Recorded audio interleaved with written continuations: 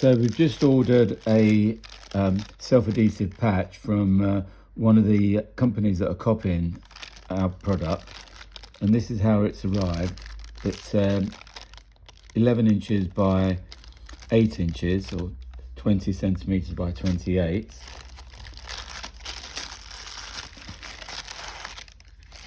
It's arrived folded. It's already creased. It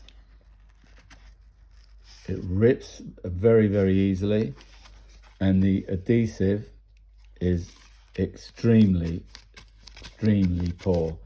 That won't even last 5 minutes. And this company is selling this product same price as ours.